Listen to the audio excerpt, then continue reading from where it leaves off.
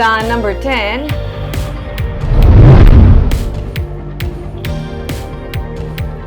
Negros Island Organic Farmers Festival ang natalana sa madason nga semana. Gobernador sa Negros Oriental ang ginapaabot. Ang 16th Negros Island Organic Farmers Festival na natalana sa Nobyembre 15 tubtob 19 nga pagasakdagon sa Provincial Capitol Grounds, North Capitol Road, Negros Residences kag sa Food Terminal Market of Negros Occidental. Upod man diri ang pinakauna nga Terra Madre Visayas sunod kay Governor Eugenio Jose Lacson. Magaabot si Governor Manuel Sagarbarria sa Negros Oriental. Ginapaabot man si Senador Loren Legarda nga advocate sang slow food bilang isa sa mga speakers.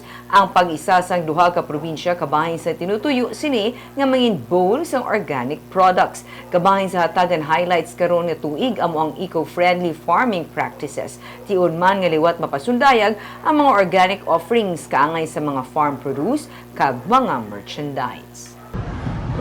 We all know that the Organic Farmers Festival was always a joint effort of both Negros Occidental and Negros Oriental, because we would like to see Negros Island to be a food bowl for organic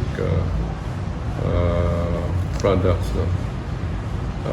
So yes, we're looking forward to the coming of Governor Sagarbarria and joining us on the 15th of this month.